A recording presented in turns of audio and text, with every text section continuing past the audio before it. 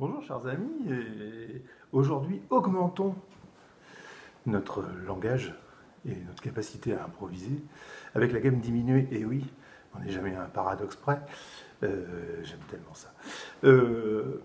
La gamme diminuée, on va partir d'un accord de si bémol, 7. Vous le faites comme vous voulez, moi je le fais comme ça parce que ça donne un petit peu plus de liberté pour... voilà, quoi, j'aime bien. On part fondamental, 9e bémol, 9e augmenté, tierce, quinte bémol, quinte, sixte, 7e mineur, fondamental. Donc par rapport à notre accord si bémol 7, on a toutes les notes qu'il nous faut, y compris la 9e bémol et la 9e dièse.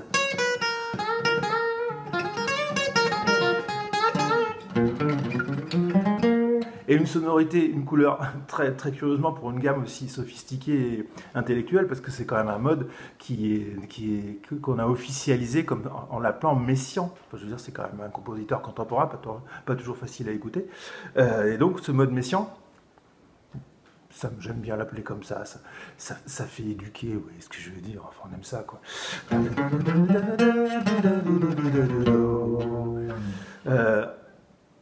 Comment, par exemple, notre ami Robin Ford, on l'aime aussi. Ah, comment il l'utilise?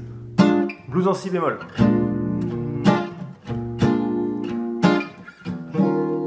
On va arriver sur mi bémol 7 à un moment, invariablement. C'est obligatoire, hein, à la 5e mesure. Et bien avant cette 5e mesure, une petite gamme diminuée pour l'amener.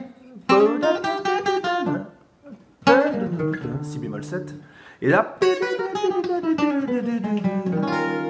Et on arrive sur un mi bémol 7 d'une manière absolument élégante.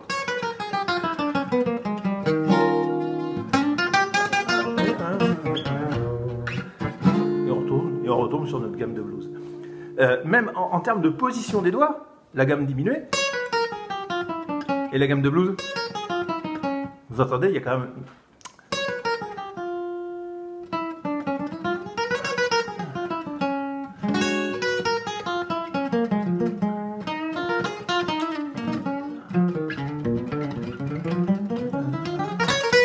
Vous voyez, si je les enchaîne, ça marche. Alors ça marche dans un contexte, c'est comme j'aime à le dire, avec un bassiste et un pianiste, et au moins aussi éduqué que vous en termes de langage un peu sophistiqué, parce qu'on n'est quand même pas là on n'est pas dans le blues de Chicago pur, on est sur des choses un petit peu plus complexes. Une chose très intéressante dans l'architecture de cette gamme qu'on appelle symétrique, puisque les mêmes intervalles se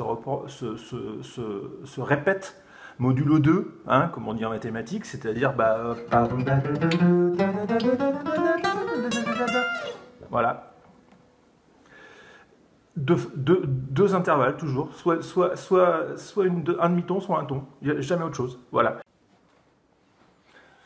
Reprenons notre digression interrompue par un coup de téléphone intempestif de vendeur de fenêtres sur la gamme diminuée. Et donc, on se la rappelle de nouveau, à partir de si bémol, on commence par le demi-ton, on continue par un ton, un demi-ton, un ton, et ainsi de suite.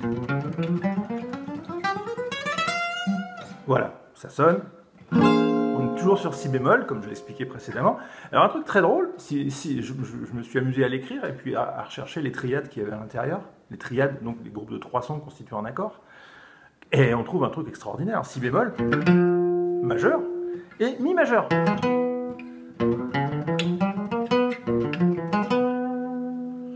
Et on continue, si bémol, mi majeur, et dans l'autre sens.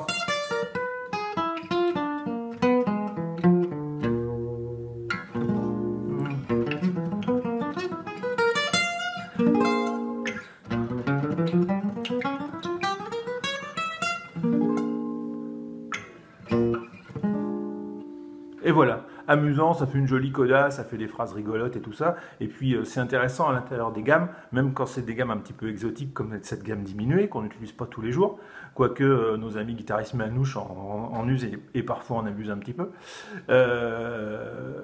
Oui, effectivement, on trouve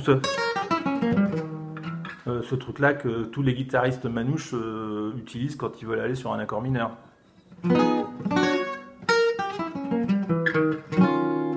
Par exemple. Voilà, donc, et qu'on commence à analyser un petit peu les choses, on trouve toujours des choses très intéressantes.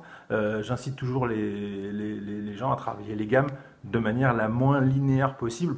D'une part parce que ça permet de faire de la musique avec, et d'autre part ça permet de briser la mécanique des doigts qui parfois vous emmène sur des chemins que votre cerveau n'a pas forcément envie d'emprunter. Voilà, ça c'est tout le dilemme de l'improvisateur, qui est de ne pas répéter les plans qu'il a travaillés à la maison, mais de réellement improviser et de créer de la musique au moment T où elle vit. Voilà.